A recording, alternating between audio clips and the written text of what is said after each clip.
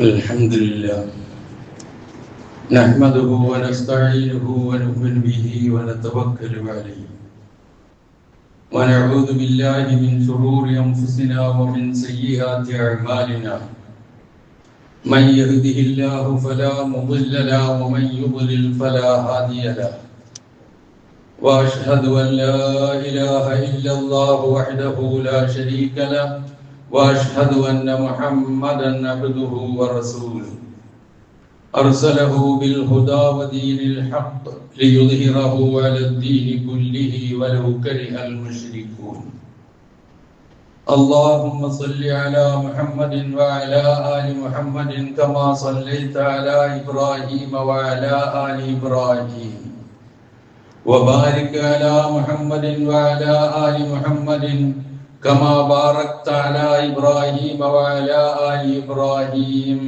إنك حميد مجيد أما بعد فإن خير الكلام كلام الله وخير السنن سنن محمد صلى الله عليه وسلم وشر الأمور محدثاتها وكل محدثة بدعة وكل بدعة ضلالة وكل ضلالة في النار يا أيها الذين آمنوا اتقوا الله حق تقاته ولا تموتن إلا وأنتم مسلمون يا أيها الناس اتقوا ربكم الذي خلقكم من نفس واحدة وخلق منها زوجها وبث منهما رجالا كثيرا ونساء واتقوا الله الذي تساءلون به والأرحام إن الله كان عليكم رقيبا يا أيها الذين آمنوا اتقوا الله وقولوا قولا سديدا يصلح لكم أعمالكم ويغفر لكم ذنوبكم ومن يطع الله ورسوله فقد فاز فوزا عظيما أعوذ بالله من الشيطان الرجيم بسم الله الرحمن الرحيم عسى الله أن يجعل بينكم وبين الذين عاديتم منهم مودة والله قدير والله غفور رحيم സഹോദരന്മാരെ സഹോദരികളെ അല്ലാഹുവിന്റെ വിധിവിലക്കുകൾ ജീവിതത്തിൽ പകർത്തി ജീവിതത്തിന്റെ എല്ലാ രംഗങ്ങളിലും അള്ളാഹുവിനെ സൂക്ഷിച്ചുകൊണ്ട് ജീവിക്കണം എന്ന അള്ളാഹുവിന്റെ നിർദ്ദേശം എന്നെയും നിങ്ങളെയും ഞാൻ ഉണർത്തുന്നു. അള്ളാഹു സുബ്ഹാനഹു വ തആല മുത്തഖികളും മുവഹിദുകളുമായി ജീവിച്ചു മരിക്കുവാൻ നമുക്ക് ഏവർക്കും തൗഫീഖ് നൽകുമാറാകട്ടെ എന്ന് പ്രാർത്ഥിക്കുകയും ചെയ്യും.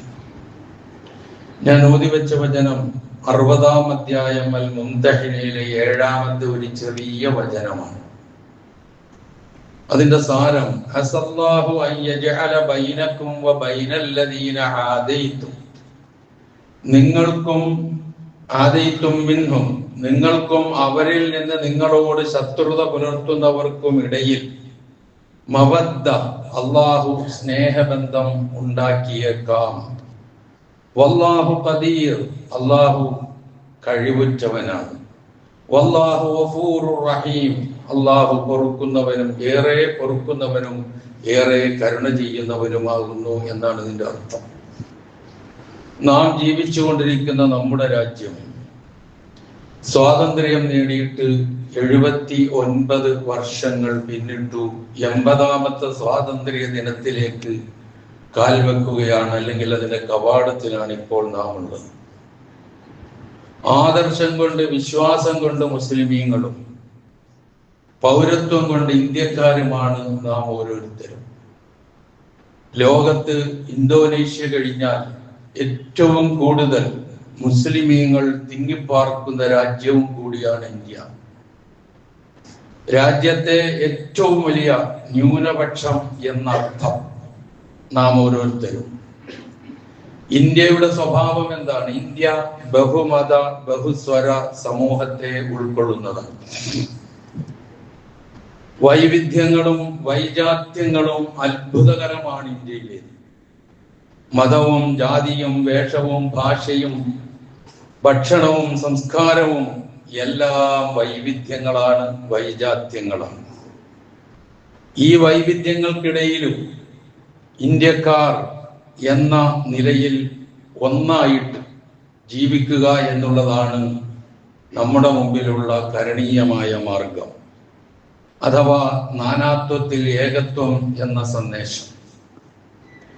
ഈ സന്ദേശം ഇല്ലാതാക്കി ഏകശിലാരൂപമാക്കാനുള്ള നീക്കങ്ങൾ കുറച്ച് നാളുകളായി ഇന്ത്യ രാജ്യത്ത് നടക്കുന്നു എന്നുള്ളത് കാണാതെ പോകുന്നില്ല. പക്ഷേ അത് ഇന്ത്യൻ ഭരണഘടന നിലനിൽക്കുന്നിടത്തോളം കാലം, ഇപ്പോൾ എങ്ങനെ നിൽക്കുന്നുവോ അതുപോലെ നിലനിൽക്കുന്നിടത്തോളം കാലം അതിന് ആരും വല്ലാതെ സ്വപ്നം കാണേണ്ടതില്ല എന്നാണ് കാര്യങ്ങൾ നമുക്ക് ബോധ്യപ്പെടുത്തിക്കൊണ്ടിരിക്കുന്നത്.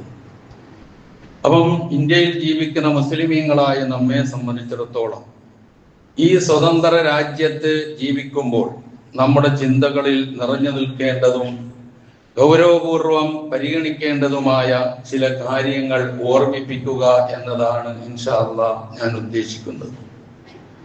ഒരു രാജ്യത്തിന്റെ സ്വാതന്ത്ര്യം എന്ന് പറയുന്നത് കൊണ്ട് ലക്ഷ്യം വെക്കുന്നത്, അർത്ഥമാക്കുന്നത് വിദേശ ശക്തികളുടെ അടിമത്വത്തിൽ നിന്നും വിധേയത്വത്തിൽ നിന്നും വിടുതൽ നേടി രാജ്യം പരമാധികാരമുള്ള ഒരു റിപ്പബ്ലിക്കായി മാറുക എന്നുള്ളതാണ്. ആ അടിസ്ഥാനത്തിൽ ഇന്ത്യ ഒരു സ്വതന്ത്ര പരമാധികാര റിപ്പബ്ലിക് രാജ്യമാണ് എന്നതിൽ യാതൊരു സംശയവുമില്ല. ഈ അർത്ഥത്തിൽ വെച്ച് നോക്കുമ്പോൾ ബ്രിട്ടീഷ് കൊളോണിയലിസത്തിൽ നിന്നും അവരുടെ നുഖത്തിൽ നിന്നും മോചനം നേടി പൂർവികന്മാരായ ഒരുപാട് ആളുകൾ ചോരയും നീരും ജീവനും നൽകി. അതിൽ മുസ്ലിം പണ്ഡിതന്മാരും നേതാക്കന്മാരും അവരുടെ പങ്ക് ഒട്ടും മോശമല്ല. ഏറ്റവും മുന്നിൽ നിൽക്കുന്നു എന്ന് പറഞ്ഞാൽ അതായിരിക്കും കൂടുതൽ ശരി. ആ നിലയിലാണ് ഈ സ്വാതന്ത്ര്യം നേടിയെടുത്തത്. ആ അർത്ഥത്തിൽ ഈ ഇന്ത്യ നമ്മുടേതും കൂടിയാണ്. ഈ സ്വാതന്ത്ര്യം നമ്മൾ കൂടി നേടിയെടുത്തതാണ്, നമ്മുടെ പൂർവികന്മാർ കൂടി നേടിയെടുത്തതാണ്. അതിനെ ചോദ്യം ചെയ്യാനോ അതിൽ നിന്ന് അവരെ വെട്ടിമാറ്റാനോ ആരൊക്കെ എത്രയൊക്കെ ശ്രമം നടത്തിയാലും അത് നടക്കാൻ പോകുന്നുമില്ല എന്നുള്ളതാണ് നാം തിരിച്ചറിയേണ്ടത്.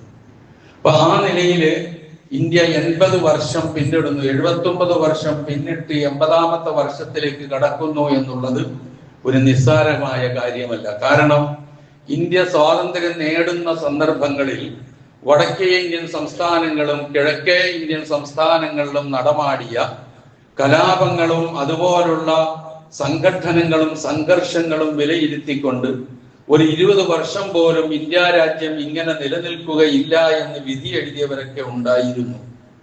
ചരിത്രം നോക്കി നമുക്ക് മനസ്സിലാവും. പക്ഷേ ആ വിധി എഴുത്തിനെയെല്ലാം അവഗണിച്ചുകൊണ്ട് ഇന്ത്യ ഒറ്റ രാജ്യമായി ഇന്ത്യക്കാരെന്നുള്ള നിലയിൽ നിലനിന്ന് പോകുന്നതിന് വഴിയൊരുക്കുന്നത് നമ്മുടെ ഭരണഘടനയാണ് എന്നുള്ള തിരിച്ചറിവ് നമുക്കുണ്ടാകണം. അതിങ്ങനെ തന്നെ നിലനിൽക്കുകയും വേണം. അപ്പൊ അതീവ ഗുരുതരമായ അനേകം വെല്ലുവിളികൾ ഉണ്ടായിട്ടുണ്ട്. അത് അതിജീവിച്ചാണ് മുന്നേറുന്നത് എന്ന് നാം മനസ്സിലാക്കണം. അത് ഇന്ത്യൻ ജനാധിപത്യ ഘടനയുടെ ആന്തരികമായ ശക്തിയാണ് അത് വിളിച്ചറിയിക്കുന്നത് എന്നും ഓർക്കുക. മതവും ജാതിയും വംശവും വേഷവും ഭാഷയും ഒക്കെ ആ ഒരു ഭേദമില്ലാതെ എല്ലാ പൗരന്മാരെയും തുല്യന്മാരായി കാണുക, കഴിയുക എന്നുള്ളതാണ് ഈ ഭരണഘടന നൽകുന്ന ഏറ്റവും വലിയ പിൻബലം. അതില്ലാതായാൽ അത് നശിച്ചു പോകും. അതുകൊണ്ടാണ് അത് കാത്തു സൂക്ഷിക്കേണ്ട ബാധ്യത മറ്റുള്ളവരെ പോലെ തന്നെ നമുക്കുമുണ്ട് എന്ന് പറയാൻ കാരണം. ഇപ്പൊ നമുക്ക് അള്ളാഹുവിന്റെ അനുഗ്രഹത്താൽ ഈ സ്വാതന്ത്ര്യം അനുഭവിച്ചറിയാൻ നമുക്ക് സാധിച്ചിട്ടുണ്ട്. പോരായ്മകളുണ്ട്, ഇല്ല എന്നൊരിക്കലും പറയുന്നില്ല. പരിപൂർണ സ്വാതന്ത്ര്യമുണ്ട് എല്ലാ രംഗത്തും എന്നും പറയുന്നില്ല. പക്ഷേ ആ ഉള്ള സ്വാതന്ത്ര്യം നമുക്ക് അള്ളാഹുവിനോട് നന്ദി കാണിക്കാനുള്ള അവസരമായി നാം വിനിയോഗിക്കേണ്ടതുണ്ട്. കാരണം സ്വാതന്ത്ര്യം നഷ്ടപ്പെടുമ്പോഴേ സ്വാതന്ത്ര്യത്തിന്റെ വില എന്താണെന്ന് നമുക്ക് മനസ്സിലാക്കാൻ കഴിയുകയുള്ളൂ. ലോകത്തിന്റെ എത്രയോ ഭാഗങ്ങളിൽ വെറും സ്വാതന്ത്ര്യം സ്വപ്നമായി കാണുന്ന, പൂവണിയാത്ത സ്വപ്നമായി കാണുന്ന എത്രയോ രാജ്യങ്ങളുണ്ട്, എത്രയോ സമുദായങ്ങളുണ്ട്. ഫലസ്തീനായിരുന്നാലും ശരി, അതുപോലെ തന്നെ രോഹിംഗ്യൻ മുസ്ലിമീങ്ങളായിരുന്നാലും ശരി, ചൈനയിലെ ന്യൂനപക്ഷത്തിൽ ന്യൂനപക്ഷമായ മുസ്ലിങ്ങളായിരുന്നാലും ശരി, അവരൊക്കെ സ്വപ്നം കാണുന്നത് സ്വാതന്ത്ര്യത്തെയാണ്. പക്ഷേ നമുക്ക് ആ സ്വാതന്ത്ര്യം ലഭിച്ചു എന്നുള്ളത് ഒരു നിസ്സാര കാര്യമായി നാം കാണരുത്. സാധാരണ നമ്മൾ കേൾക്കാറില്ലേ, സ്വാതന്ത്ര്യം തന്നെ അമൃതം, സ്വാതന്ത്ര്യം തന്നെ ജീവിതം, പാരതന്ത്ര്യം മാനികൾക്ക് മൃത്യുവേക്കാൾ ഭയാനകം എന്നൊക്കെയുള്ള ശബ്ദങ്ങൾ, കവികളുടെ കവിതകൾ പ്രചോദനം നൽകുന്നത് സ്വാതന്ത്ര്യത്തിന്റെ ശ്രേഷ്ഠതയെക്കുറിച്ച് ഓർമ്മിപ്പിച്ചുകൊണ്ട് തന്നെയാണ് എന്ന് നാം മനസ്സിലാക്കുക. അപ്പൊ ഈ ഒരു രംഗത്ത് നിന്നുകൊണ്ട് നമ്മൾ നമ്മുടെ നാടിനെ കുറിച്ചും നമ്മളെക്കുറിച്ചും നമ്മുടെ ബാധ്യതയെക്കുറിച്ചും ഒന്നല്പം നമുക്ക് ചിന്തിക്കാം. ആധുനികവും പൗരാണികവുമായ വിവിധ കാലഘട്ടങ്ങളിലെ മുസ്ലിങ്ങൾ ജീവിച്ച, ഇന്നും ജീവിച്ചുകൊണ്ടിരിക്കുന്ന നാടുകളെയും പരിസര പ്രദേശങ്ങളെയും ഭരണ പ്രദേശങ്ങളെയും വിശകലനം ചെയ്താൽ പ്രധാനമായും 3 തരത്തിൽ ആ രാജ്യങ്ങളെ നമുക്ക് വിഭജിക്കാൻ കഴിയും. ഒന്ന്, ദാറുൽ ഇസ്ലാം, ഇസ്ലാമിക ഭരണ പ്രദേശങ്ങൾ എന്നാണ് അതിന് പറയുക. എന്ന് വെച്ചാൽ ഇസ്ലാമിക ശരീഅത്തിന്റെ അടിസ്ഥാനത്തിൽ ഭരണവുമായി മുന്നോട്ട് പോകുന്ന രാജ്യങ്ങൾ, അതിനാണ് ദാറുൽ ഇസ്ലാം എന്ന് പറയുക. രണ്ടാമത് ദാറുൽ ഹർബ്, ഇസ്ലാമിക വിരുദ്ധതയുള്ള രാജ്യങ്ങൾ, ഭരണപ്രദേശങ്ങൾ എന്ന് പറഞ്ഞാൽ ഇസ്ലാമിനോട് യുദ്ധം പ്രഖ്യാപിച്ച് ഇസ്ലാമിനെതിരെ ശക്തമായ നിലപാട് സ്വീകരിച്ചു പോകുന്ന ഭരണപ്രദേശങ്ങൾ. ഇനി മറ്റൊന്ന് ഇസ്ലാമികേതര ഭരണപ്രദേശങ്ങളാണ്. അത് ഇസ്ലാമിക രാഷ്ട്രങ്ങളുമല്ല, അല്ലെങ്കിൽ ഇസ്ലാമിനോട് യുദ്ധം പ്രഖ്യാപിച്ച രാഷ്ട്രങ്ങളുമല്ല, ഇസ്ലാമികേതരമായ ഭരണപ്രദേശങ്ങളാണ്. അതിന് ദാറുൽ സുൽഹ്, ദാറുൽ ദഅവ, ദാറുൽ അഹ്ദ്, ദാറുൽ മുആശറ എന്നൊക്കെയുള്ള പല പേരുകളിൽ അതിനെക്കുറിച്ച് വിശകലനം ചെയ്യപ്പെടാറുണ്ട്. ഈ പറഞ്ഞ 3-ൽ ഒരു സംശയവും നമുക്ക് വേണ്ട. മതസ്വാതന്ത്ര്യമുള്ള, പ്രബോധന സ്വാതന്ത്ര്യമുള്ള, ഇസ്ലാം അനുസരിച്ച് ജീവിക്കാൻ നമുക്ക് ഒരു പ്രയാസവുമില്ലാത്ത നിലയിലുള്ള ഒരു രാജ്യം തന്നെയാണ് ഇന്ത്യ രാജ്യം. അതിനെ ഏതെങ്കിലും ഒരു മതത്തിന്റെ പേരിലാക്കി തീർക്കാൻ ആര് ശ്രമിച്ചാലും അത് നടക്കില്ല എന്നുള്ളതാണ് ഇതുവരെയുള്ള ചരിത്രം. ഇനിയും ഇൻഷാ അല്ലാഹ് അങ്ങനെ തന്നെയായിരിക്കും. അപ്പൊ നാം ഇവിടെ എന്ത് വേണം? ഒരു മതവിശ്വാസി എന്ന നിലയിൽ ഇസ്ലാമിക തത്വസംഹിതകളുടെ മൂല്യങ്ങളുടെ ഉൾക്കൊള്ളുന്ന എല്ലാ ഐഡന്റിറ്റിയും നിലനിർത്തുന്ന ഒരു മുസ്ലിമായി ജീവിക്കണം. അതോടൊപ്പം തന്നെ ഒരു പ്രബുദ്ധ പൗരൻ, ഇന്ത്യയിലെ ഒരു പ്രബുദ്ധ പൗരൻ, ഇന്ത്യ രാജ്യത്തെ ഒരു പൗരൻ എന്ന നിലയിൽ ഇന്ത്യ രാജ്യത്തിന്റെ ഭരണഘടന അനുശാസിക്കുന്ന ജനാധിപത്യ മതേതര മൂല്യങ്ങളെയും ചേർത്ത് നിർത്തിയുള്ള ഒരു ജീവിത ക്രമമാണ് ഇന്ത്യ രാജ്യത്ത് നമുക്ക് ജീവിച്ചു പോകാൻ കഴിയുക. അതേ സാധിക്കൂ എന്നുള്ളതാണ്. ലോകത്തിന്റെ വിവിധ ഭാഗങ്ങളിൽ ഞാൻ നേരത്തെ സൂചിപ്പിച്ചതുപോലെ ഇതിന് ഭാഗ്യം സിദ്ധിക്കാത്തവരുടെ അവസ്ഥ, അവർ ജീവിക്കുന്നത് ബോംബ് സ്ഫോടനങ്ങളുടെ ശബ്ദത്തിന്റെ ഇടയിലാണ്, ഞെട്ടിത്തെറിക്കുകയാണ്, അതിന് ഇരയാവുകയാണ് പലരും. അതല്ലെങ്കിൽ അതുപോലെ തന്നെ മിസൈൽ വർഷങ്ങളുടെ പേടിപ്പിക്കുന്ന ശബ്ദങ്ങൾ, ഇതിൻ്റെ ഇടയിലാണ് അവർ ജീവിക്കുന്നത്. അള്ളാഹുവിന്റെ അനുഗ്രഹത്താൽ അങ്ങനെ ഒന്നുമില്ലാത്ത ഒരവസ്ഥ.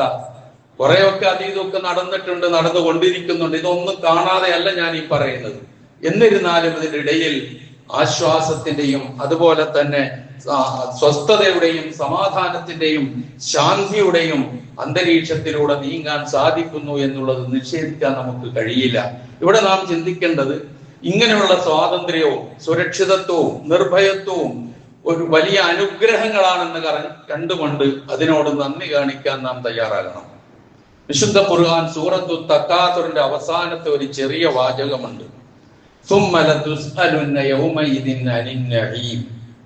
അനുഗ്രഹങ്ങളെ സംബന്ധിച്ച് നിങ്ങളോട് ചോദ്യം ചെയ്യപ്പെടുക തന്നെ ചെയ്യുമെന്നാണ് അതിന്റെ അർത്ഥം. ഈ വചനത്തെ വിശകലനം ചെയ്തുകൊണ്ട് മഹാനായ ഇബ്നു കസീർ റഹിമഹുല്ലാഹ് പറഞ്ഞു വെക്കുന്ന ഒരു വാചകമുണ്ട്.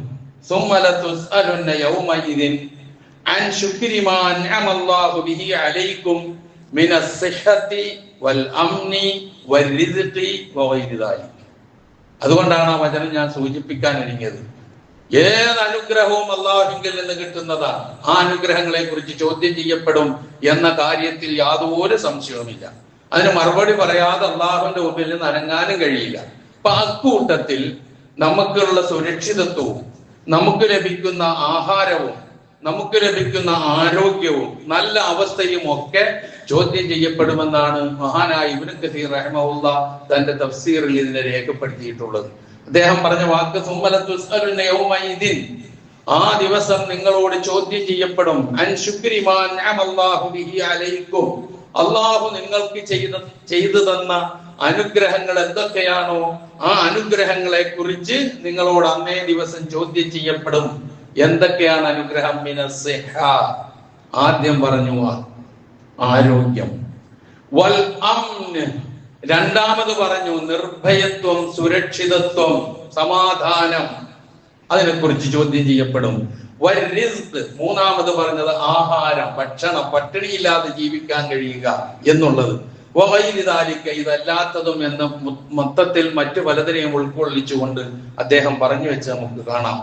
അതുപോലെ തന്നെ നാം ഈ അനുഗ്രഹത്തിന് നന്ദി ചെയ്യുന്നവരായി മാറണം. ഏത് നിലയിൽ? വിശുദ്ധ ഖുർആൻ സൂറത്ത് ഹജ്ജിലെ 41-ാമത്തെ വചനത്തിൽ പറയുന്നുണ്ട്, അല്ലദീന ഇമ്മക്കന്നാഹും ഫിൽ അർളി അഖാമുസ് സ്വലാത്ത വആതവുസ് സകാത്ത വഅമറൂ ബിൽ മഅറൂഫ് വനഹൗ അനിൽ മുൻകർ വലില്ലാഹി ആഖിബത്തുൽ ഉമൂർ. അങ്ങനെയുള്ള ഒരു സൗകര്യം നാം അവർക്ക് ചെയ്തു കൊടുത്തു കഴിഞ്ഞാൽ, ഭൂമിയിൽ അവർക്ക് അങ്ങനെയുള്ള ഒരു സ്വാധീനം നാം നൽകി കഴിഞ്ഞാൽ അവരെന്തൊക്കെ ചെയ്യും? അഖാമുസ് സ്വലാത്ത്, നമസ്കാരം കൃത്യമായി അവർ അനുഷ്ഠിക്കും. വആതവുസ് സകാത്ത്, നിർബന്ധ ദാനം സക്കാത്ത് അവർ നൽകും. വഅമറൂ ബിൽ മഅറൂഫ്, അവർ നന്മ സദാചാരം കൽപ്പിക്കും. വനഹൗ അനിൽ മുൻകർ, അവർ തിന്മ വിരോധിക്കും. ദഅവത്താണ് പറഞ്ഞു വെച്ചത്, ഇസ്ലാമിക പ്രബോധനത്തെ കുറിച്ചാണ് പറഞ്ഞത്. അംറും ബിൽ മഅറൂഫ് നഹ്യുൻ അനിൽ മുൻകർ എന്ന് പറഞ്ഞാൽ ആ ഉത്തരവാദിത്വം ഏൽപ്പിക്കപ്പെട്ട സമൂഹമാണ് നമ്മൾ. കുന്തും ഖൈറ ഉമ്മത്തിൻ ഉഖ്രിജത് ലിന്നാസി തഅ്മുറൂന ബിൽ മഅറൂഫി വതൻഹൗന അനിൽ മുൻകർ വതുമിനൂന ബില്ലാഹ് എന്ന് വിശേഷിപ്പിച്ച ഒരു വിഭാഗമാണ് നാം. അതിനുള്ള സൗകര്യം ഈ നാട്ടിലുണ്ടോ? ഉള്ളിടത്തോളം കാലം ആ ദഅവത്ത് നടത്തിക്കൊണ്ടേയിരിക്കണം. ആ ദഅവത്താണ്, ആ പ്രബോധനമാണ്, ആ ഇസ്ലാം മുന്നോട്ട് വെക്കുന്ന ആശയമാണ് ഇവിടെ പലർക്കും പ്രയാസമുണ്ടാക്കി തീർക്കുന്നത് എന്നുള്ളത് തന്നെയാണ് ഇതിൽ നിന്ന് നാം മനസ്സിലാക്കുകയും തിരിച്ചറിയുകയും ചെയ്യേണ്ടതെന്ന് ഓർമ്മിപ്പിക്കുകയാണ്. അപ്പം അവനവൻ ചെയ്യേണ്ട കാര്യങ്ങൾ, ആരാധനാ കർമ്മങ്ങൾ കുറ്റമറ്റ നിലയിൽ അവർ ചെയ്യും.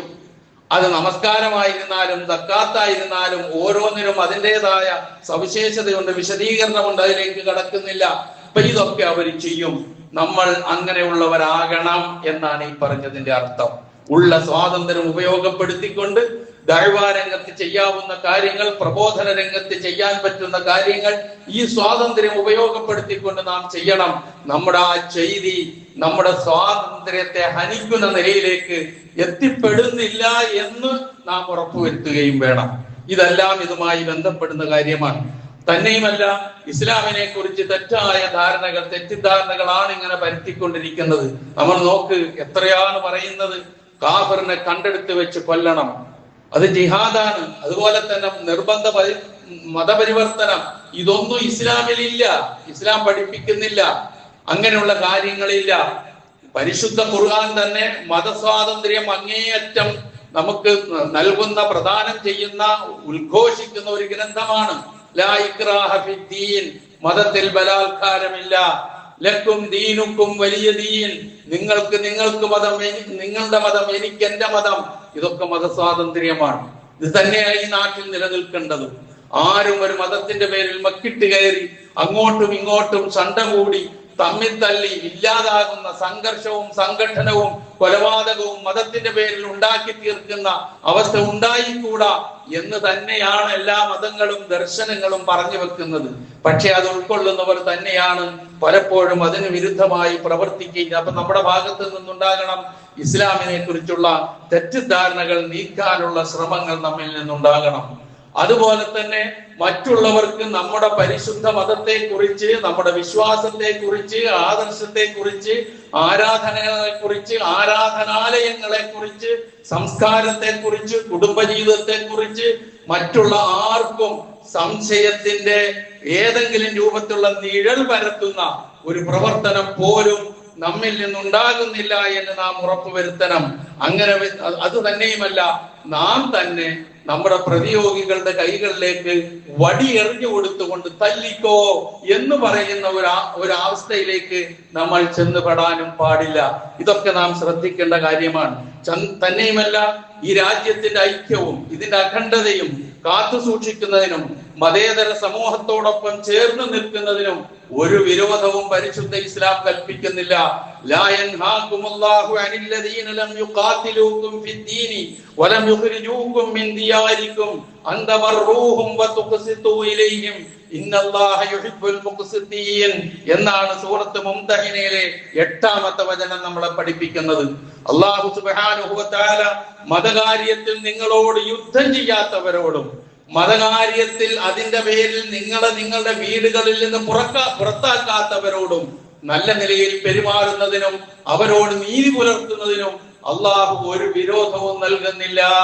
വിശുദ്ധ ഖുർആന്റെ വ്യക്തമായ സന്ദേശം ആരോടാണ് മൈത്രി ബന്ധം ഉണ്ടാകേണ്ടതെന്നും ആരെയാണ് ഒപ്പം ചേർക്കേണ്ടതെന്നും കൃത്യമായി പറഞ്ഞു തരുന്നു. എന്താണ്? മതകാര്യത്തിൽ നിങ്ങളോട് യുദ്ധം ചെയ്യാത്തവർ, മതത്തിന്റെ പേരിൽ നിങ്ങളെ വീടുകളിൽ നിന്ന് പുറത്താക്കാത്തവർ, അവരോട് നിങ്ങൾ നല്ല നിലയിൽ പെരുമാറണം, അവരോട് നീതി പാലിക്കണം. അങ്ങനെ നീതി പാലിക്കുന്നവരെ അല്ലാഹുവിന് ഇഷ്ടമാണ്. ഇന്നല്ലാഹ യുഹിബ്ബുൽ മുഖ്സിതീൻ, അങ്ങനെ നീതി പാലിക്കുന്നവരെ അല്ലാഹു ഇഷ്ടപ്പെടുന്നു എന്ന് വിശുദ്ധ ഖുർആൻ പറയുന്നു. ആ ചേർത്ത് പിടിക്കലിലേക്കാണ് ആ സന്ദേശം. അതുപോലെ തന്നെ ജീവിക്കുന്ന നാടും പ്രദേശവും ആ നാട്ടുകാരോടുമുള്ള നന്മ നമ്മളിൽ നിന്ന് നിർഗളിക്കണം, നന്മയോടൊപ്പം ചേർന്ന് നിൽക്കണം. വിശുദ്ധ ഖുർആന്റെ പ്രഖ്യാപനം വതആവനു അലൽ ബിർരി വത്തഖ്വ വലാ തആവനു അലൽ ഇസ്മി വൽ ഉദ്വാൻ.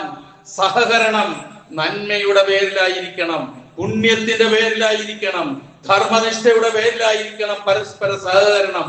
ശത്രുതയുടെയും കുറ്റത്തിന്റെയും പേരിൽ ഒരിക്കലും പരസ്പരം സഹകരിക്കരുത്. നന്മയുടെ പക്ഷം ചേർന്ന് നിന്ന് നാടിന്റെ നന്മയ്ക്ക് വേണ്ടി, സമൂഹത്തിന്റെ പുരോഗതിക്ക് വേണ്ടി ചെയ്യാവുന്നതെല്ലാം ചെയ്യണം എന്നാണ് ഈ പറയുന്നതിന്റെ സാരം. ഇതൊക്കെ ഖുർആൻ നമ്മളോട് പറഞ്ഞു തരുന്ന കാര്യങ്ങളാണ്. ഇന്ത്യയിൽ ജീവിക്കുന്ന നമ്മെ സംബന്ധിച്ചിടത്തോളം, ഞാനൊരു ഇന്ത്യക്കാരൻ, നമുക്കെതിരെ അത് ഇത് എന്ന് പറയുന്നതിന് പകരം ഒരു ഇന്ത്യക്കാരൻ, ഒരു മുസ്ലിമായ ഇന്ത്യക്കാരൻ എന്നുള്ള നിലയിൽ, ഒരു വിശ്വാസിയായ ഇന്ത്യക്കാരൻ എന്നുള്ള നിലയിൽ എന്റെ ബാധ്യത എന്താണ് എന്ന് സ്വയം മനസ്സിലാക്കുകയും അത് പകർത്തുകയും മറ്റുള്ളവരിലേക്ക് പകരുകയും ചെയ്യുക എന്നുള്ളതാണ് നമ്മിൽ നിന്നുണ്ടാകേണ്ടത് എന്ന് ചുരുക്കം. തന്നെയുമല്ല, നിങ്ങൾ നോക്കുക, നബി സല്ലല്ലാഹു അലൈഹി വസല്ലമ പ്രവാചകനാകുന്നതിന് മുമ്പ് ഉള്ള ഒരു സംഭവം. പ്രവാചകൻ 40ാമത്തെ വയസ്സിലല്ലേ മുഹമ്മദുൽ അമീൻ, മുഹമ്മദുർ റസൂലുള്ളാഹി സല്ലല്ലാഹു അലൈഹി വസല്ലമയായി മാറിയതല്ലേ? ആ ചരിത്രം നമുക്കറിയാം. ആ പ്രവാചകനാകുന്നതിന് മുമ്പ് മക്കയിൽ നടന്ന ഒരു സംഭവം പ്രവാചകനായതിനു ശേഷം ഓർത്തുകൊണ്ട് വിലയിരുത്തുന്ന ഒരു രംഗമുണ്ട്. അത് ആ നാടിന്റെ നന്മയ്ക്ക് വേണ്ടി ആരോടൊക്കെയും ചേർന്ന് നിൽക്കാമെന്ന് നമുക്ക് പഠിപ്പിച്ചു തരുന്ന ഒരു സംഭവം കൂടിയാണ്. എന്താണെന്ന് നോക്കുക. പ്രവാചക തിരുമേനി സല്ലല്ലാഹു അലൈഹി വസല്ലമ പറയുകയാണ് ആ സംഭവത്തെ കുറിച്ച്. അതിന് ചരിത്രത്തിലെ പേര് ഹിൽഫുൽ ഫുളൂൽ എന്നാണ്.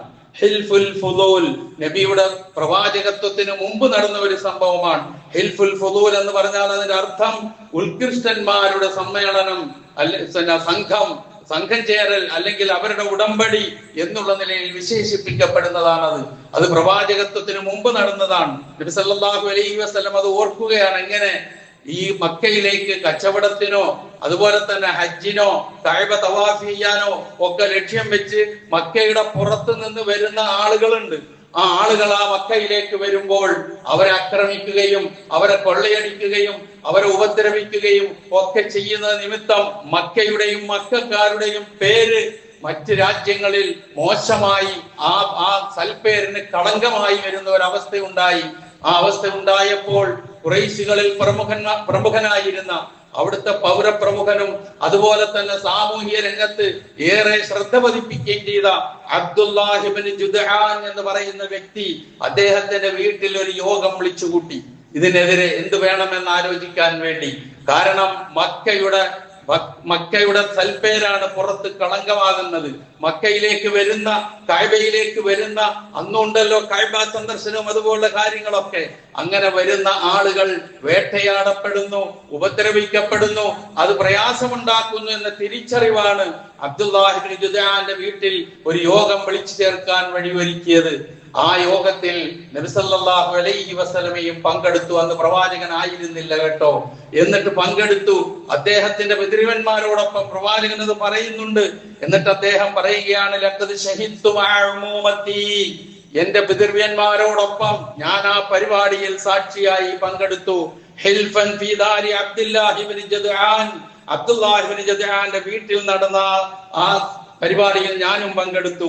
എന്നിട്ട് പ്രവാചകൻ പറയുകയാണ്, മാ ഉഹിബ്ബു അന്നലി ബിഹി ഹുംറൻ നഅം, എനിക്ക് ആ ഹിൽഫുൽ ഫുദൂലിൽ പങ്കെടുത്തത് ഒരു ചുവന്ന ഒട്ടകം എനിക്ക് ലഭിക്കുന്നതിനേക്കാൾ വിലമതിക്കുന്നതായിട്ടാണ് ഞാൻ അതിനെ കാണുന്നത്. ഒട്ടകങ്ങളിൽ ഏറ്റവും വില കൂടിയ ഒട്ടകമാണ് ചുവന്ന ഒട്ടകം.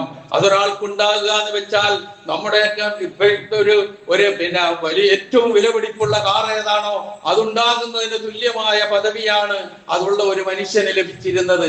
അങ്ങനെ ഒരു ഒട്ടകം എനിക്ക് കിട്ടുന്നതിനേക്കാൾ വിലമതിച്ചതായിരുന്നു ഹിൽഫുൽ ഫുദൂലിലെ എന്റെ സാന്നിധ്യം. എന്നിട്ട് പറയുന്ന വാക്കാണ് ഇനി ശ്രദ്ധിക്കേണ്ടത്. വലൗ ദുഈതു ബിഹി ഫിൽ ഇസ്ലാം, ഞാൻ പ്രവാചകനായി ഇസ്ലാം മതം പ്രബോധനം ചെയ്തുകൊണ്ടിരിക്കുന്നതിന്റെ ഇടയിൽ ഇങ്ങനെ ഒരു സഖ്യത്തിന് വേണ്ടി, ഇങ്ങനെ ഒരു യോജിപ്പിന് വേണ്ടി, ഇങ്ങനെ ഒരു കാര്യത്തിന് വേണ്ടി എന്നെ വിളിക്കപ്പെട്ടാലും ലാജബത്തു, ഞാൻ അതിന് ഉത്തരം ചെയ്യും എന്ന് പറഞ്ഞതിന്റെ അർത്ഥം എന്താ? നന്മ കാക്ഷിക്കുന്ന, നന്മയ്ക്ക് വേണ്ടി നിലകൊള്ളുന്ന, നന്മയ്ക്ക് വേണ്ടി ഇറങ്ങിത്തിരിക്കുന്നവരോടൊപ്പം ചേർന്ന് നിൽക്കാൻ. അവിടെ മറ്റൊന്നിനും അബ്ദുല്ലാഹി ഇബ്നു ജുദ്ആൻ മുസ്ലിമായിരുന്നില്ല, മുശ്രിക്കായിരുന്നു. ആ മുശ്രിക്കിനോടുള്ള പങ്കാളിത്തമാണ് ഈ പറഞ്ഞത്. ഇതൊന്നും മനസ്സിലാക്കാതെ തൊട്ടുകൂടായ്മയും തീണ്ടിക്കൂടായ്മയും അതുപോലെ തന്നെ പലതും നമ്മൾ തന്നെ ഉണ്ടാക്കി തീർത്ത് അകൽച്ചയുടെ ആഴം വർദ്ധിപ്പിക്കുന്നുവെങ്കിൽ നമ്മൾ തന്നെയാണ് നമ്മളുടെ മതത്തെ മറ്റുള്ളവരുടെ മുമ്പിൽ പരിഹാസ്യരാക്കുന്നതെന്ന് തിരിച്ചറിയാനെങ്കിലും നമുക്ക് കഴിയേണ്ടതുണ്ട്. എന്നിട്ട് അവര് തീരുമാനമെടുത്തു, എന്ത്? ഒരു കാരണവശാലും പുറത്തു നിന്ന് വരുന്ന ഒരാളെയും ഒരു തരത്തിലും ഉപദ്രവിക്കാൻ പാടില്ല. അങ്ങനെ ആരെങ്കിലും ഉപദ്രവിച്ചാൽ എല്ലാ ഗോത്രങ്ങളും ശാഖകളും കുടുംബങ്ങളും എന്നുള്ള ചിന്തകളൊക്കെ മറന്ന് ഒറ്റക്കെട്ടായി അവർക്കെതിരെ നിലകൊള്ളണം എന്ന തീരുമാനമാണ് ആ ഹിൽഫുൽ ഫുദൂലിൽ ഉണ്ടായത്. അതാണ് റസൂൽ സല്ലല്ലാഹു അലൈഹി വസല്ലമ മുശ്രിക്കുകളായിരുന്ന ആൾക്കാരുമായി ചേർന്നുകൊണ്ട് നടത്തിയ ആ സഖ്യത്തെ സംബന്ധിച്ച്, ആ യോഗത്തെ സംബന്ധിച്ച് ഇത്ര ഗൗരവത്തോടുകൂടി സന്തോഷത്തോടുകൂടി പറയുകയും, ഇസ്ലാമിലാണ് ഇനി വരുന്നതെങ്കിൽ പോലും ഞാൻ അത്തരം ഒരു പരിപാടി ഉണ്ടാകുമെങ്കിൽ ഞാൻ അതിൽ പങ്കെടുക്കുമെന്ന് റസൂൽ സല്ലല്ലാഹു അലൈഹി വസല്ലമ പറയുകയും ചെയ്തത് ആ രാജ്യത്തോടും രാജ്യത്തിന്റെ നന്മയോടും ചേർന്ന് നിൽക്കേണ്ട ആവശ്യകതയിലേക്ക് വിരൽ ചൂണ്ടുന്നുവെങ്കിൽ ഈ ആധുനിക കാലത്ത് നമ്മുടെ നാട്ടിൽ ജീവിക്കുന്ന നമ്മെ സംബന്ധിച്ചിടത്തോളവും അത്തരം കാഴ്ചപ്പാടുകൾ ആവശ്യമാണ്. പൊതു നന്മയ്ക്ക് വേണ്ടി ഒരുമിച്ച് നിൽക്കുന്ന അവസ്ഥ. അതുപോലെ തന്നെ കൂടപ്പിറപ്പുകളായി ജീവിക്കുന്ന ആളുകളുടെ ജീവിച്ചുകൊണ്ടിരിക്കുന്ന പ്രദേശത്തിനായി അതിന്റെ സുരക്ഷിതത്വത്തിനും അതിന്റെ നിർഭയത്വത്തിനും വേണ്ടി പ്രാർത്ഥിച്ച പ്രവാചകന്മാരെ നമുക്ക് കാണാം. നോക്കൂ നിങ്ങൾ, ഇബ്രാഹിം നബി അലൈഹി സ്വലാത്തു വസ്സലാം 2 സ്ഥലങ്ങളിൽ ആ പ്രാർത്ഥന നടത്തിയിട്ടുണ്ട്. ഒന്ന് സൂറത്തുൽ ബഖറയിലെ 126-ാമത്തെ വചനം, മറ്റൊന്ന് സൂറത്ത് ഇബ്രാഹിമിലെ 35-ാമത്തെ വചനം. 2 വചനത്തിലും പറയുന്ന എന്താണ്? റബ്ബി ജഅൽ ഹാദാ ബലദൻ ആമിനാ, ഈ രാജ്യത്തെ നീ ഒരു നിർഭയ രാജ്യമാക്കണമേ എന്ന്. നോക്ക് നിങ്ങൾ, അതിനുശേഷം ആ രാജ്യത്തുണ്ടായ പുരോഗതിയും സുരക്ഷിതത്വവും ഒക്കെ നാം ഓർക്ക്. അതുപോലെ തന്നെ സൂറത്തുൽ ഖുറൈശ് നമുക്ക് പരിചയമില്ലേ? സൂറത്തുൽ ഖുറൈശിൽ എന്താ പറയുന്നത്? ഈലാഫി ഖുറൈശ് ഈലാഫിഹിം റിഹ്ലത്തശ് ശിതാഇ വസ്സൈഫ് ഫൽയഅ്ബുദൂ റബ്ബ ഹാദൽ ബൈത്ത് അല്ലദീ അത്അമഹും മിൻ ജൂഇൻ വആമനഹും മിൻ ഖൗഫ്. എന്തിനാണ് അല്ലാഹുവിനെ ആരാധിക്കുന്നത്? ആരാണ് അല്ലാഹു? കൃത്യമായി പ്രവാചകന്മാരുടെ സന്ദേശത്തിൽ ലാ ഇലാഹ ഇല്ലല്ലാഹ്, തൗഹീദ്, ഏകനായ അല്ലാഹുവിനെ മാത്രം ആരാധിക്കുന്നതിന്റെ ആവശ്യകത ഊന്നിപ്പറയുകയും ഒപ്പം ദേശസ്നേഹവും നാടിന്റെ സുരക്ഷിതത്വവും എടുത്തു പറയുന്നുണ്ടെങ്കിൽ പിന്നെ നാം എന്തിനു മടിച്ചു നിൽക്കണം? ഈ വക രംഗത്ത്, പ്രബോധന രംഗത്തായിരുന്നാലും ശരി, നാടിനോടുള്ള കടമകൾ നിറവേറ്റുന്ന രംഗത്തായിരുന്നാൽ പോലും എന്തിനു മടിച്ചു നിൽക്കണമെന്ന് നാം ഓർക്കുക, ആലോചിച്ചു നോക്കുക. ഈ രണ്ട് വചനങ്ങളിലും മഹാനായ ഇബ്രാഹിം നബി അലൈഹി സ്വലാത്തു വസ്സലാം വിശ്വാസത്തെ ഊന്നി പറയുന്നുണ്ട്, തൗഹീദിനെ ഊന്നി പറയുന്നുണ്ട്. ഒരു സ്ഥലത്ത് പറയുന്നുണ്ട് വജ്നുബിനി വബനിയ അൻ നഅ്ബുദൽ അസ്നാം, എന്നെയും എന്റെ മക്കളെയും വിഗ്രഹാരാധനകളിൽ നിന്ന് അകറ്റി നിർത്തണേ എന്ന് തുറന്ന് പ്രാർത്ഥിക്കുന്നുണ്ട് അവിടെ. പക്ഷെ അവിടെയും പറയുന്നുണ്ട് ഈ രാജ്യത്തിന് നിർഭയത്വവും സുരക്ഷിതത്വവും നൽകണേ എന്ന്. അതുപോലെ തന്നെ ആദ്യത്തിൽ പറഞ്ഞത് എന്താ? അവരിൽ നിന്ന് വിശ്വസിച്ചവർക്ക് നീ റിസ്ക് നൽകണേ എന്ന് പറഞ്ഞു. അള്ളാഹ് അപ്പൊ തന്നെ തിരുത്തി, വിശ്വസിക്കാത്തവർക്ക് ഞാൻ കൊടുക്കും എന്ന് അള്ളാഹു പറഞ്ഞ മറുപടിയൊക്കെ ആ അൽ-ബഖറയിലെ വചനങ്ങൾ കാണാം. ഇതൊക്കെ ഒരുപാട് ചിന്തിക്കാനും പഠിക്കാനും മാർഗം ഉൾക്കൊള്ളാനും ഉണ്ട് എന്നുള്ളത് നാം തിരിച്ചറിയുക, മനസ്സിലാക്കുക. ഇതാണ് ആ വചനം സൂചിപ്പിച്ചത്. എത്രമാത്രം നമ്മൾക്ക് ഇവിടെ ശത്രുതയുള്ളവരല്ല, നമുക്കിവിടെ ഉള്ളത് പ്രബോധിത സമൂഹമാണ്. ഒരു വിശ്വാസിയായ മനുഷ്യൻ മനസ്സിലാക്കേണ്ടത് അതാണ്. നമ്മുടെ മുമ്പിലുള്ളത് പ്രബോധിത സമൂഹമാണ്. ആ സമൂഹത്തോടാണ് നമുക്ക് സംസാരിക്കാനുള്ളത്. ആ സംസാരിക്കാനുള്ള സ്വാതന്ത്ര്യം നിലനിൽക്കണം. നമ്മൾക്ക് ആരാധനാലയങ്ങൾ പണിയാനുള്ള സ്വാതന്ത്ര്യം നിലനിൽക്കണം. നമ്മുടെ ആരാധനകൾ മറ്റുള്ളവർ പ്രയാസം അനുഭവിക്കുന്നത് പോലെ അനുഭവിക്കാത്ത രൂപത്തിൽ പോകണം. ചില സ്ഥലങ്ങളിൽ ജുമാഅക്ക് പോകുന്നതും ജമാഅത്തിന് പോകുന്നതും തോക്കുകളുടെ ഇടയിലൂടെയാണ് എന്നുള്ളത് നമ്മൾ കാണുകയും കേൾക്കുകയും ഒക്കെ ചെയ്യാറുള്ള സംഗതികളാണ്. ചിലപ്പോൾ നമ്മുടെ രാജ്യത്തും ഒറ്റപ്പെട്ട സംഭവങ്ങൾ അങ്ങനെ കാണുകയും കേൾക്കുകയും ചെയ്തിട്ടുണ്ട്. അതുപോലെ തന്നെ ആരാധനാലയങ്ങൾ തകർക്കുന്ന അവസ്ഥ, ആ ആരാധനാലയങ്ങളുടെ ചുറ്റുമുള്ള പ്രദേശത്തുള്ള കടകളും അവിടെ ജീവിച്ചുകൊണ്ടിരിക്കുന്ന ഈ മുസ്ലിം സമൂഹത്തിൽപ്പെട്ട ആൾക്കാരെയും അങ്ങനെ തന്നെ ഇല്ലാതാക്കാൻ ശ്രമിക്കുന്ന കാര്യങ്ങൾ ഒറ്റപ്പെട്ട നിലയിൽ നടക്കുന്നുണ്ട്. അങ്ങനെ നമ്മളുടെ പൗരത്വ പ്രശ്നം മുതൽ ഇങ്ങോട്ടെടുത്താൽ വന്നിരിക്കുന്ന ഒരുപാട് നിയമങ്ങൾ നമ്മെ ലക്ഷ്യം വെച്ചുകൊണ്ടുള്ളതാണെന്ന് നമുക്കറിയാം. പക്ഷേ അങ്ങനെയൊക്കെ ചെയ്തു പോയിട്ടും ഈ നിലനിന്ന് പോകുന്നത് ഈ പറയുന്ന ഒരു ആന്തരികമായ ശക്തി ഇവിടെ ജീവിച്ചുകൊണ്ടിരിക്കുന്ന മനുഷ്യർക്കിടയിൽ ഉണ്ട്. സ്നേഹത്തിന്റെ ശക്തി, മതേതരത്വത്തിന്റെ ശക്തി, ജനാധിപത്യത്തിന്റെ ശക്തി. അത് ഒരിക്കലും ഏക ശിലയാക്കി മാറ്റാൻ ശ്രമിക്കുന്നവർക്ക് വഴി എളുപ്പമാക്കി കൊടുക്കുന്ന നിലയിലുള്ള ഒരു നീക്കവും ഉണ്ടാകാതിരിക്കാനുള്ള ശ്രമമാണ് നമ്മിൽ നിന്നുണ്ടാകേണ്ടത്. അതുകൊണ്ടാണ് അല്ലാഹു സുബ്ഹാനഹു വ തആല സൂറത്തുൽ മുംതഹിനയിലൂടെ പറഞ്ഞു വെച്ചത്, നിങ്ങൾക്കും ആർക്കും ഇടയിൽ ശത്രുതയുണ്ടോ? നിങ്ങളോട് ശത്രുത പുലർത്തുന്നത് ആരൊക്കെയുണ്ടോ അവർക്കും നിങ്ങൾക്കും ഇടയിൽ അള്ളാഹു തന്നെ സ്നേഹബന്ധം ഉണ്ടാക്കിയേക്കാം. അതിന് കഴിവുള്ളവനാണ് അള്ളാഹു എന്ന് പറയുന്നത് പ്രതീക്ഷയുടെ വലിയ തുരുത്താണ് എന്ന് നാം തിരിച്ചറിയുക. അതാണ് ഈ വചനം നമ്മളോട് ഓർമ്മിപ്പിക്കുന്നത്. ഇന്ത്യയുടെ സ്വാതന്ത്ര്യത്തെ കുറിച്ചും ഈ സ്വാതന്ത്ര്യ ദിനാഘോഷം വന്നു നിൽക്കുന്ന സന്ദർഭത്തിലും നമ്മൾ ഒരു മുസ്ലിമായ ഇന്ത്യക്കാരൻ എന്നുള്ള നിലയിൽ നമ്മളുടെ ബാധ്യതയെ കുറിച്ച് ചെറിയ സൂചനകളാണ് നൽകിയത്. അല്ലാഹു സുബ്ഹാനഹു വ തആല എല്ലാ മനുഷ്യർക്കും സമാധാനവും ശാന്തിയും നിലനിർത്തുകയും സുരക്ഷിതമായ ജീവിതം നയിക്കാനും ആരാധനകളും അനുഷ്ഠാന കർമ്മങ്ങളും സംസ്കാരങ്ങളും പൂർണ്ണമായും ഉൾക്കൊണ്ടുകൊണ്ട് ജീവിക്കാനും കഴിയുന്ന നിലയിൽ ഈ രാജ്യത്തെ ഇനിയും ഇതിനേക്കാൾ ശക്തമായി നിലനിർത്തി കൊണ്ടുപോകാൻ സർവശക്തൻ തൗഫീഖ് ചെയ്യുമാറാകട്ടെ. അവിടെ നമ്മുടെ ഉത്തരവാദിത്വം ബാധ്യതകൾ ഭംഗിയാക്കി നിറവേറ്റാനുള്ള തൗഫീഖും അള്ളാഹു പ്രദാനം ചെയ്യുമാറാകട്ടെ.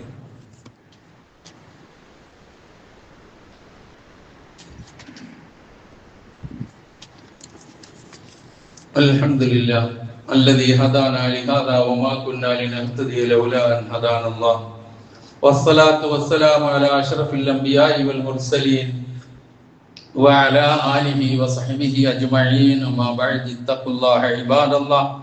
ഒരിക്കൽ കൂടി അള്ളാഹുവിന്റെ ആജ്ഞാനുവർത്തികളായി ജീവിക്കുവാൻ ഞാൻ ഉണർത്തുന്നു.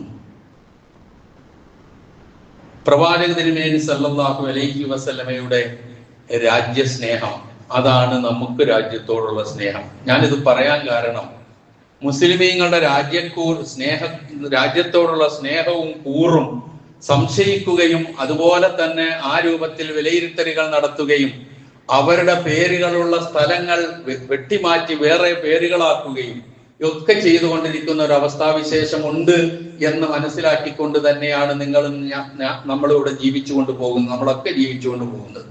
ആ സ്ഥിതിക്ക് ഈ രാജ്യസ്നേഹം എന്ന് പറയുന്ന ആരും നമ്മളെ പഠിപ്പിച്ചു തരേണ്ട ആവശ്യമില്ല. കാരണം രാജ്യസ്നേഹം നമ്മിൽ അലിഞ്ഞു ചേർന്ന ഒരു കാര്യമാണ്. സ്വരാജ്യത്തോടുള്ള സ്നേഹത്തെ കുറിച്ച് അങ്ങനെയാണ് നമുക്ക് പഠിപ്പിച്ചു തന്നിട്ടുള്ളത്. തന്നെയുമല്ല, വളരെ കൃത്യമായി ഈ നാട്ടിൽ തന്നെ ജീവിച്ചു പോവുക എന്നുള്ളതിന് അങ്ങേയറ്റം പ്രാധാന്യം കൽപ്പിക്കുന്നതുമാണ്. നമ്മൾ പ്രശ്നം ഉണ്ടാകുമ്പോൾ നാട് വിട്ടു പോകാനോ അതുപോലെ തന്നെ പോരാട്ടങ്ങൾ സംഘടിപ്പിച്ച് എന്തെങ്കിലും നേടിയെടുക്കാനോ ഒക്കെ ശ്രമിക്കുന്നത് ഒരിക്കലും ഗുണപ്രദമല്ല എന്ന് നമുക്ക് തന്നെ മനസ്സിലായിക്കൊണ്ടിരിക്കുന്ന കാര്യങ്ങളാണ്. ഇവിടെ പറ്റൂല, ഞാൻ നാട് വിട്ടു പോവുകയാണെന്ന് ആര് പറഞ്ഞു ഇങ്ങനെ നാട് വിട്ടു പോകാൻ? ഇവിടെ എന്താ പറ്റായിക?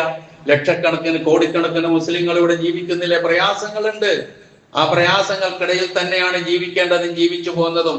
എന്നും ഇവിടെ പാലും തേഴും ഒരുക്കുന്ന ഒരു സ്വർഗരാജ്യമൊന്നും നമ്മൾ ആരും സ്വപ്നം കാണുന്നില്ല. നമ്മളുടെ സ്വർഗരാജ്യം വേറെ തന്നെയാ. അപ്പൊ അതുകൊണ്ട് അങ്ങനെയുള്ള ചിന്താഗതികൾക്കൊന്നും യാതൊരു സ്ഥാനവും ഇല്ല എന്ന് ഓർമ്മിപ്പിക്കുകയാണ്. തന്നെയുമല്ല, നബി സല്ലല്ലാഹു അലൈഹി വസല്ലമ ജീവിച്ചു വളർന്ന നാട് മക്കയായിരുന്നു എന്ന് നമുക്കറിയാം. ആ മക്കയിൽ നിന്ന് മദീനയിലേക്ക് ഹിജറ പോകുമ്പോൾ മക്കയുടെ അതിർത്തിയിൽ ചെന്ന് നിന്നുകൊണ്ട് മദീനയുടെ അതിർത്തിയിൽ ചെന്ന് നിന്നുകൊണ്ട് മക്കയിലേക്ക് തിരിഞ്ഞു നിന്നുകൊണ്ട് നബി സല്ലല്ലാഹു അലൈഹി വസല്ലം പറഞ്ഞ ഒരു വാചകമുണ്ട്. എന്താ വാചകം? വല്ലാഹി ഇന്നക ലഖൈറു അർളില്ലാഹ് വഅർദു വഅഹബ്ബു അർളില്ലാഹി ഇലല്ലാഹ് വലൗലാ അന്നി ഉഖ്രിജ്തു മിൻകി മാ ഖറജ്തു. അല്ലാഹുവിനെ തന്നെയാണ് സത്യം. ഭൂമിയിൽ ഏറ്റവും നല്ല രാജ്യമാണ് നീ. അള്ളാഹുവിന് ഏറ്റവും ഇഷ്ടപ്പെട്ട ഭൂപ്രദേശമാണ് നീ. എന്റെ ജനത എന്നെ പുറത്താക്കിയിട്ടില്ലായിരുന്നുവെങ്കിൽ ഞാൻ ഇവിടെ നിന്ന് പോകുമായിരുന്നില്ല. രാജ്യത്തോടുള്ള സ്നേഹത്തിന്റെ അങ്ങേയറ്റത്തെ വാക്കുകളാണിത്. അതുകൊണ്ട് ആരും പുറത്താക്കാൻ നോക്കണ്ട. പുറത്താക്കിയാൽ പോകാനും പോകുന്നില്ല. ഇതാണ് നാം മനസ്സിലാക്കേണ്ട കാര്യം. ഇപ്പൊ ഏതോ ആകട്ടെ, ഈ ഒരു തത്വം നമ്മളുടെ ഒക്കെ രക്തത്തിലുള്ളതാ. എന്ത്? സ്വരാജ്യത്തോടുള്ള സ്നേഹം. അത് നമ്മളുടെ അങ്ങേറ്റം ബന്ധപ്പെട്ട ഒരു കാര്യം. റസൂലിന്റെ വാക്കുകൾ ഞാൻ പരത്തി പറയുന്നില്ലത്. വല്ലാത്തൊരു രംഗമാണത്.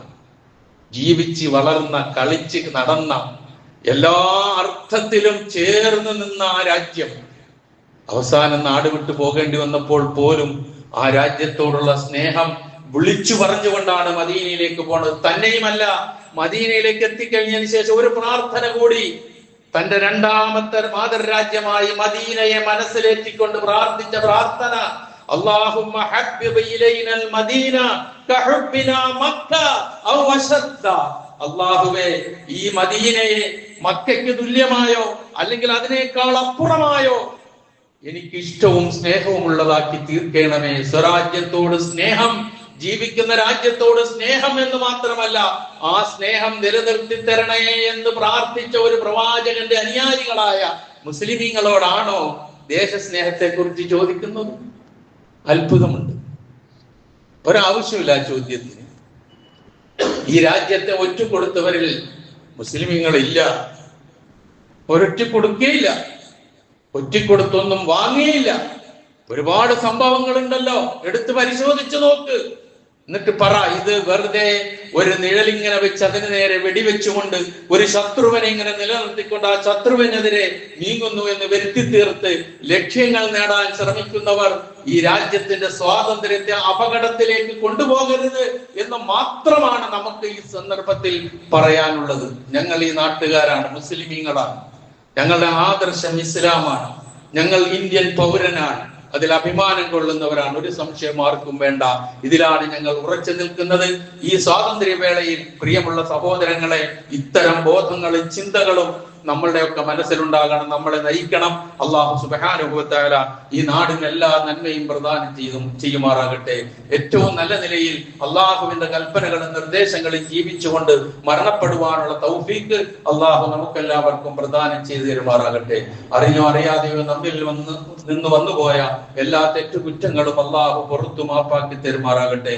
നമ്മിൽ നിന്ന് മരണപ്പെട്ടു പോയവരുടെ പാപങ്ങൾ അള്ളാഹു പുറത്തു കൊടുക്കുമാറാകട്ടെ.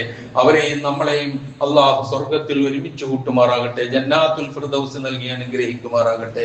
നമ്മുടെ കൂട്ടത്തിൽ, നമ്മുടെ വീടുകൾ, നമ്മുടെ കുടുംബങ്ങളിൽ, ബന്ധുമിത്രാദികളിൽ മാരക രോഗങ്ങൾക്കും അതുപോലെ തന്നെയുള്ള മറ്റു പ്രയാസങ്ങൾക്കും വിധേയരായി ജീവിക്കുന്നവരുണ്ട്. അള്ളാഹു സുബ്ഹാനഹു വ തആല അവരുടെ രോഗങ്ങൾ ശിഫയാക്കി കൊടുക്കുമാറാകട്ടെ.